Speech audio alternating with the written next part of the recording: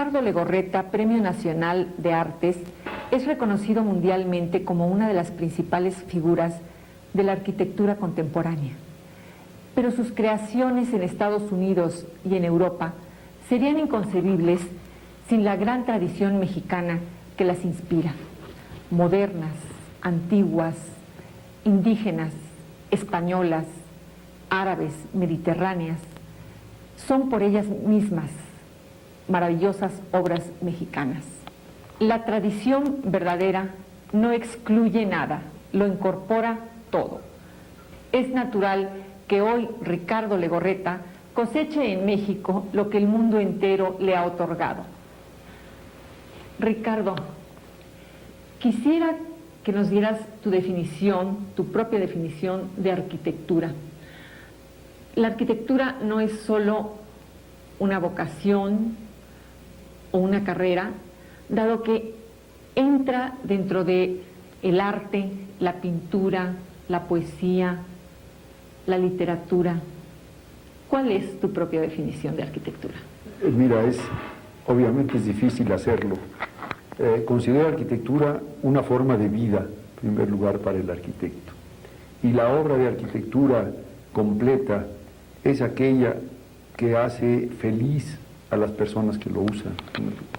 En alguna ocasión me lo definieron de una bellísima forma.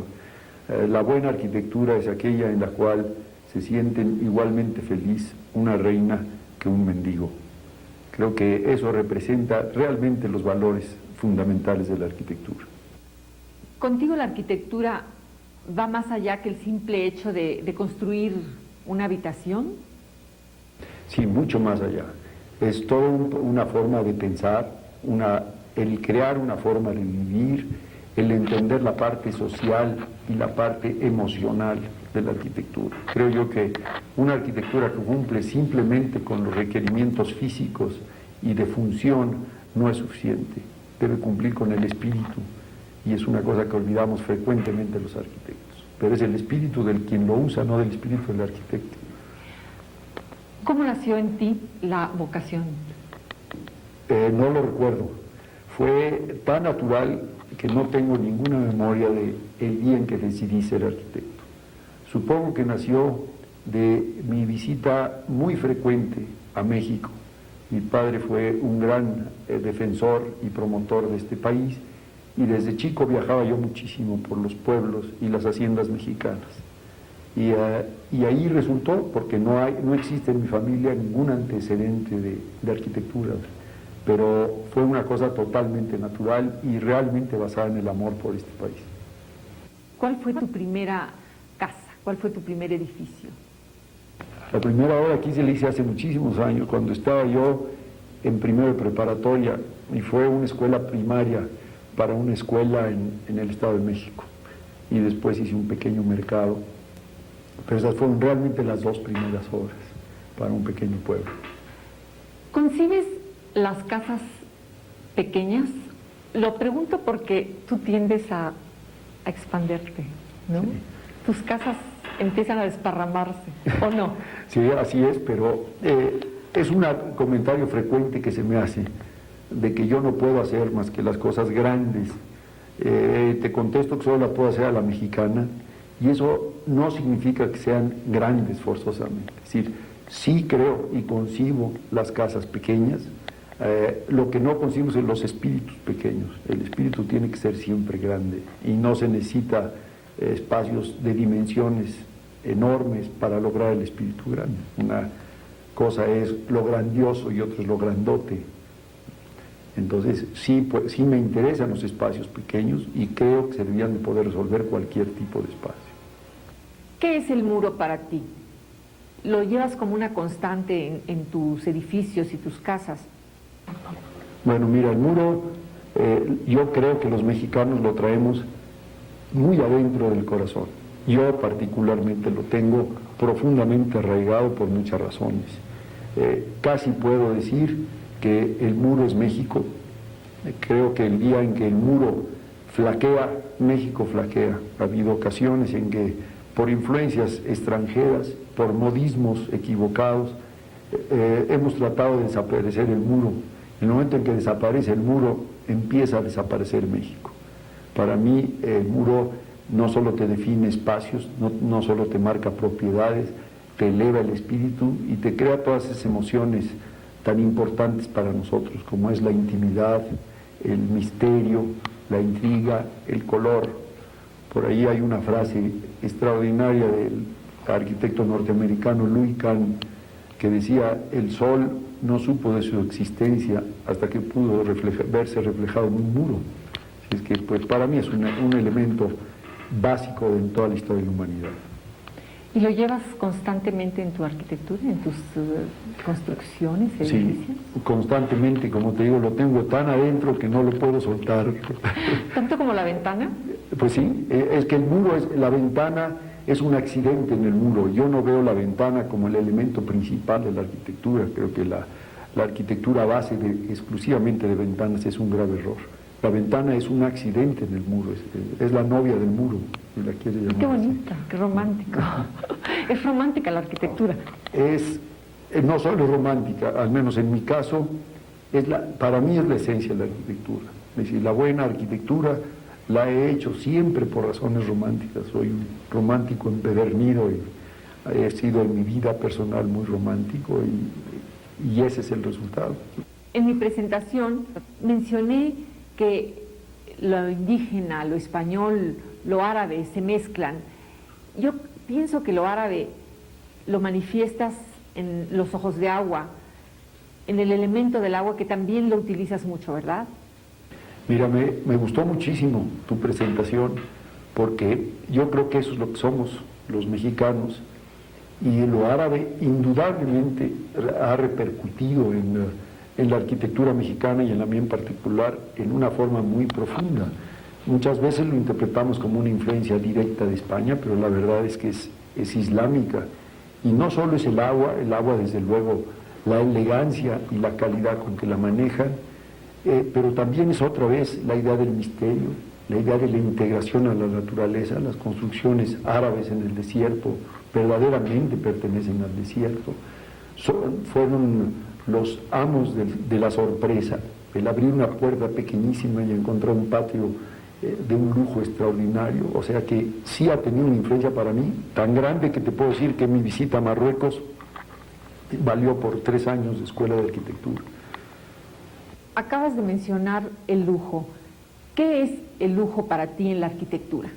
Mira, en eso creo que soy muy afortunado por la época en que nací. Ha habido épocas en que el lujo en la arquitectura fueron los materiales, fue el rebuscamiento, fue el exceso de dinero, yo creo que estamos viviendo la época maravillosa en que el lujo es el espacio.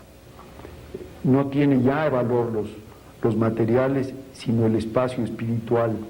Y el lujo fundamental de esta civilización sobrepoblada, pues obviamente es el espacio. Y eso para un arquitecto pues es la esencia.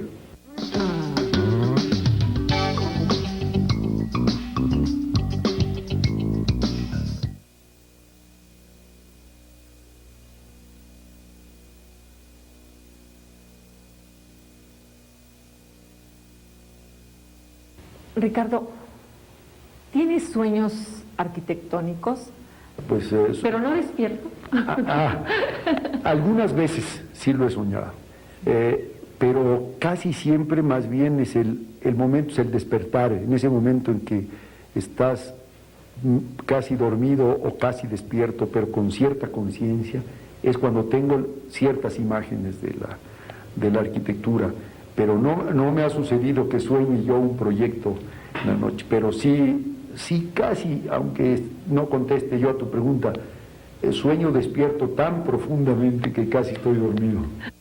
En mi primera pregunta te decía yo que la arquitectura entra en la poesía, conocemos poemas que hablan de una casa, conocemos literatura en la que el título, por ejemplo, de Vargas Llosa es La Casa Verde, y en la pintura definitivamente también entra la arquitectura.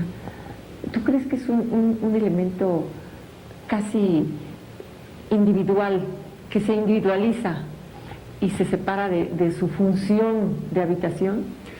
Sí, definitivamente. Yo creo que la arquitectura es el ambiente en el cual te desenvuelves.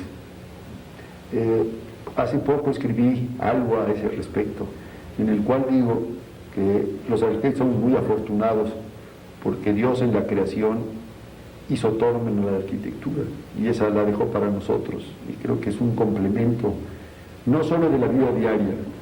Hace un momento te decía yo que soy un romántico empedernido. Casi te puedo decir que la arquitectura es amor. Yo creo que es el homenaje de amor del arquitecto a la persona. Yo no he podido hacer una obra de arquitectura sin estar enamorado. Con eso te puedo decir cuál es la idea del complemento de la arquitectura en la vida diaria de una persona. ¿Y visualmente es también como un objeto de arte? Yo más bien creo que es una enorme escultura que vives. Creo que es como poder incorporarte e incursionar dentro de una enorme escultura, porque para mí la arquitectura y la escultura no tienen esa línea tan clara que se pretende marcar. Para mí no existe esa línea. ¿En cuál momento histórico te gustaría vivir con objeto de realizar esa arquitectura? Pues mira, es una pregunta sumamente difícil porque puedes contestar fácilmente que debía ser el Renacimiento.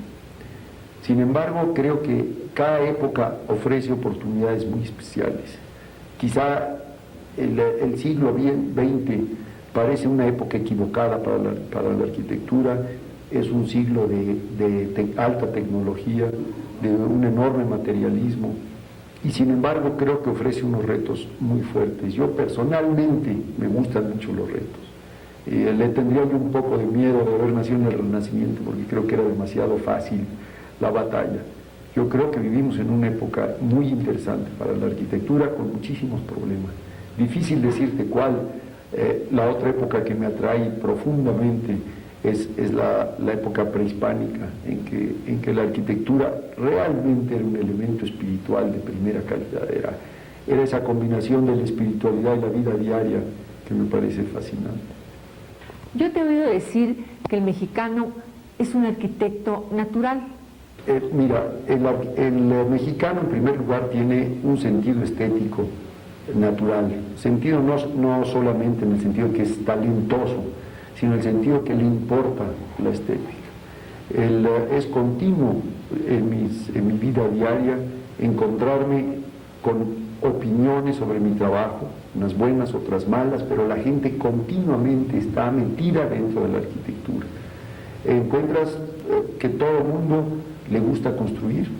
Mucha gente presume de que no usa arquitecto, y a veces es un acierto no hacerlo, pero casi te puedo definir esto. Yo creo que otros países y otras culturas construyen por necesidad. Muy frecuentemente oigo a algún extranjero decir, necesito hacerlo. El mexicano no usa la palabra necesito, el mexicano dice, quiero construir. Y desde la gente muy pobre a la gente muy rica, muchas veces construimos cuartos que todavía no sabemos para qué son, pero es ese placer de construir, y eso va convirtiendo a la gente en arquitecto. En cuanto a ya propiamente la profesión, yo creo que de los mejores constructores y de los mejores artesanos de la construcción son los mexicanos. ¿A quién admiras tú? Mexicanos. ¿En términos generales o arquitectos? Arquitectos. Arquitectos. Mira, yo creo que ha habido en México arquitectos extraordinarios. Te quiero hablar de la época que a mí me influyeron. Desde luego el arquitecto Villagrán García, que fue quien abrió las puertas a México para nuestra propia personalidad, que habíamos perdido o pretendido perder a principios de siglo. Un pensador y arquitecto ejecutor de un talento excepcional que ha llevado la arquitectura de México a todos los niveles, no nada más a un nivel particular, sino a un nivel nacional y de trascendencia. Ha sido Mario Pani. Creo que Mario Pani ha abierto unas puertas para los arquitectos extraordinarias, proseguido después por Pedro Ramírez Vázquez, en la cual la arquitectura toma una postura social mucho más importante. Existen arquitectos muy refinados, muy apropiados para el país. Existe un arquitecto español, pero yo lo considero mexicano, que es Félix Candela, que trajo a México una arquitectura no solo interesante, sino extraordinariamente apropiada para el clima y para la economía. Luis Barragán, que tuvo una enorme sensibilidad dentro de la intimidad de sus obras, nunca llegó a hacer Luis obras majestuosas de tamaño, pero sí de calidad. Enrique del Moral, que llevó también la arquitectura a esos niveles. Teodoro González de León, que ha tomado el reto de cómo hacer arquitectura mexicana dentro de un criterio internacional. O sea que hay muchísimos, obviamente, por adelantado pido disculpas a quienes no haya yo mencionado, pero son las gentes que para mí son representativas de movimientos y de formas de pensar. ¿Dónde encuentras la inspiración mexicana, Ricardo? Mira, ¿De viajes? Muchísimo, muchísimo de viajes. Mi pasión es viajar por este país. Viene mucho de que soy muy rebelde y me molestaba mucho que la sociedad en la cual yo me desarrollé y todavía convivo algo con ella, aunque no tan intensamente, siempre tenía una pasión por viajar al extranjero. Y no solo por viajar buscando la cultura, sino aún en aspectos de diversión. Yo siempre tuve la reacción de conocer este país. Eso me ha hecho viajar por todos lados. Mi fascinación es tomar mi coche, manejar y vivir a ver lo que sea. Obviamente las ciudades y los pueblos mexicanos son una enseñanza infinita, porque cada vez que los veo con el problema que tengo en mente, y entonces todo lo veo diferente y todo lo aprendo diferente. Me parece también extraordinario todo el paisaje mexicano, la sensación de espacios, obviamente la arquitectura precolombina, que tiene la dignidad que no sé dónde la perdimos, la elegancia y el refinamiento de la arquitectura colonial y precolombina. O sea que básicamente esa es la fuente. Otra fuente son los libros, en los cuales, pues tú lo sabes muy bien, un libro te hace viajar y te hace vivir y te hace soñar. Dentro de todo esto hay un aspecto que cada vez me fascina más, que son las ruinas. Las ruinas que encuentro el enorme mérito que dejan a la imaginación lo que aquello pudo ser. Y cuando tú tienes imaginación, tomas posesión del lugar. Y en una ruina, cada uno de nosotros hacemos la ruina nuestra y nos imaginamos todo lo que aquello podía haber sido y lo adaptamos a nuestra vida. El día en que yo pudiera lograr una arquitectura que tuviera esas cualidades de despertar la imaginación y el misterio que tienen las ruinas, sería yo muy feliz.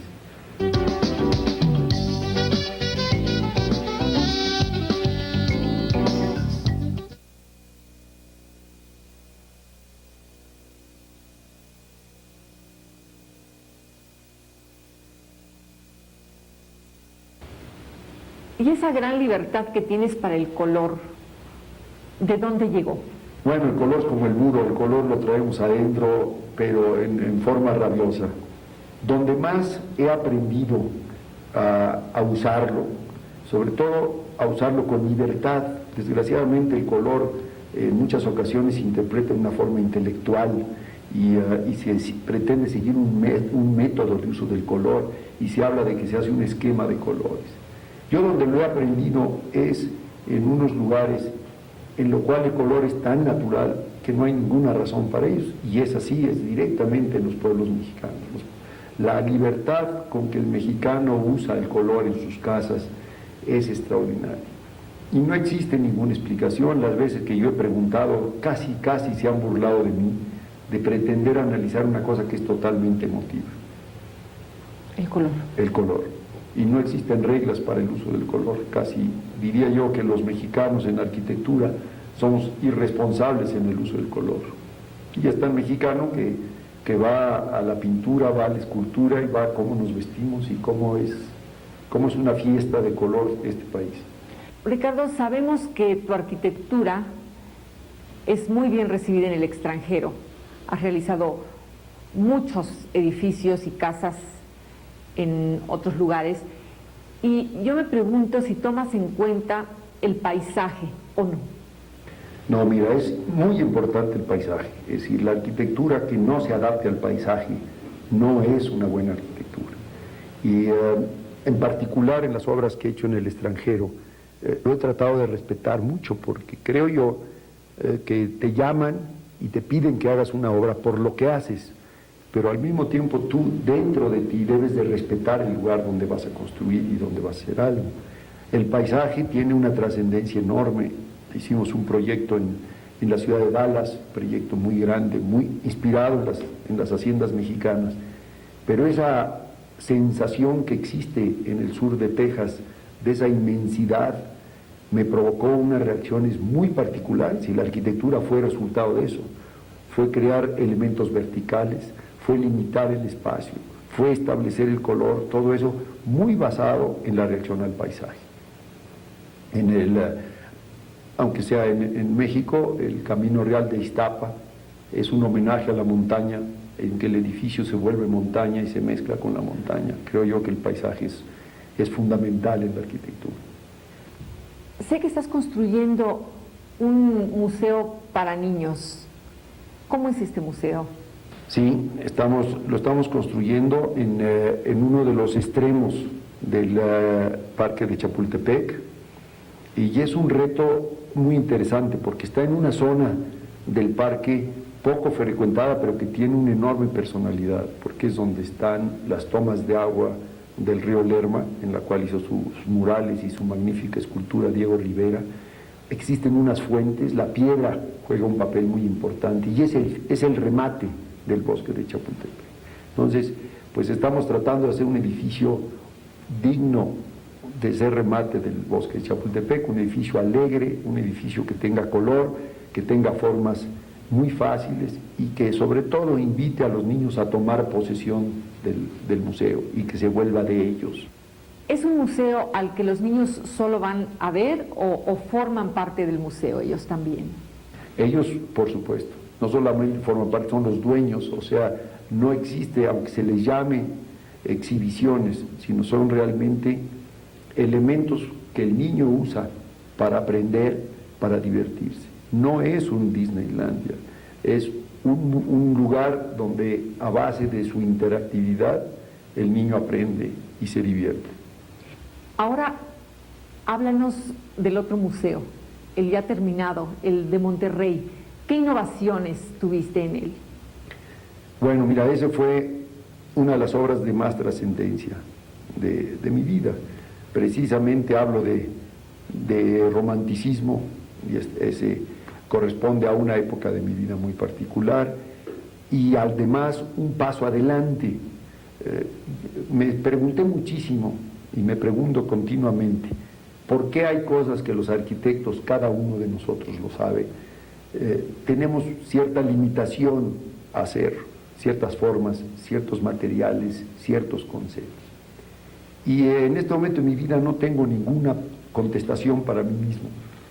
El museo fue una respuesta a una actitud de los regiomontanos excepcionalmente valiente. Cuando un grupo de regiomontanos decide hacer, junto con su gobierno, en la enorme plaza, un museo, cuando todavía no salen de la crisis, cuando no existe un solo cuadro para la colección, y deciden hacer un museo, además un museo pensando en grande, para mí resultó una responsabilidad y al mismo tiempo un entusiasmo enorme. Con los edificios circundantes lo que hice fue crear la Casa del Arte. No es un museo sino la casa, y por consiguiente ahí empezó a fluir la inspiración alrededor de un patio, a que las galerías fueran los cuartos de la gran casa de Monterrey, y resultó obviamente por las dimensiones que requieren los grandes cuadros mexicanos, casi un palacio. También es una reacción contra la postura actual de los museos. Los museos de arte han sido dominados por los curadores y por la tecnología, y casi se llega a pedir que el museo sea un espacio totalmente aséptico, blanco, sin ninguna textura, con una iluminación tecnológica refinadísima. Y entonces el cuadro se ve igual a todas horas. Y yo me imagino como pintor, qué mal me sentiría yo, qué tristeza me daría que mi cuadro se viera a todas horas. En ese museo hay luz natural, hay textura, y hay una cosa que seguramente los expertos en museos no estarán de acuerdo conmigo. Hay inclusive color que afecta a los cuadros, pero esa es la vida diaria. Y para mí tenemos que llevar la cultura a nuestra vida diaria. Y el entrar a un museo en el cual se desconecta uno de la vida y se reconecta uno de su propia personalidad para supuestamente admirar el arte, yo no estoy de acuerdo. Yo he buscado en ese museo que se vuelva parte de la vida diaria de Monterrey, que la gente de Monterrey lo visite y que vea el arte en un ambiente lo más natural posible. Y existen formas, elementos y materiales que no había usado yo nunca, pero fue producto de eso, de una reacción emotiva, del estado de ánimo en que yo estaba para realmente dar el paso adelante y responder a la valentía de quienes lo promovieron.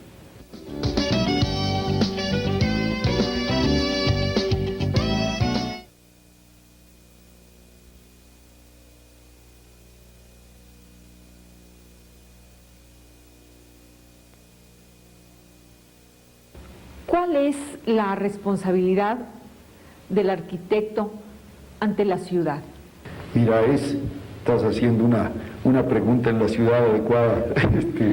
Yo creo que es una responsabilidad definitiva. La ciudad es un conjunto de arquitectura. Luego tiene que respetar el ambiente de la ciudad, tiene que respetar cómo vive la gente, qué consecuencias tiene lo que vaya a hacer. Nos escudamos en muchas cosas, nos escudamos en el programa que nos marcó la persona, nos escudamos en que el edificio tiene que ser negocio, nos escudamos en muchas cosas. Pero el fondo es que la arquitectura actual está pasando por una crisis, y es no solo en México, en todo el mundo, y es aquella en que se ha vuelto un elemento de publicidad, es un elemento de venta, y entonces el promotor o el político o el inversionista, junto con el arquitecto, pretendemos hacer un monumento de cada obra que hacemos. Y eso no es la ciudad. La ciudad es un conjunto.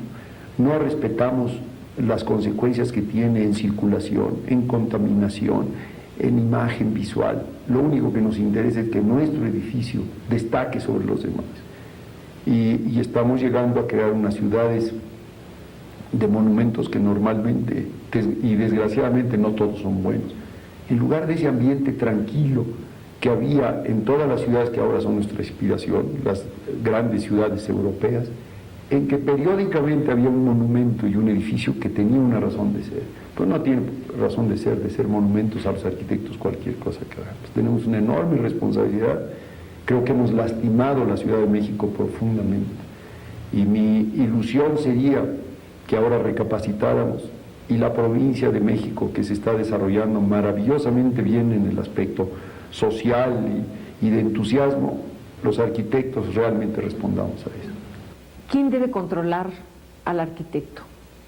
Deben de tener un control no rígido, sino un control de convencimiento y un control de cultura, pero sí debe haber un control de localización, de densidades, etcétera, porque si no es un caos.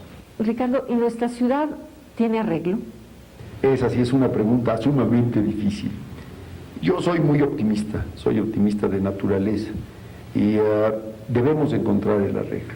Creo que siempre hablamos de la ciudad, y entre más logremos que este conglomerado se desarrolle como una serie de ciudades que verdaderamente tengan su propio carácter, que verdaderamente tratemos de vivir en ellas, y que simplifique eso todos los problemas de transporte y de forma de vida y de molestias por las distancias, por la forma. Si lográramos hacernos 10 ciudades de esta, es muy posible que pudiera ser un buen camino. ¿Qué casa o qué edificio te falta aún construir?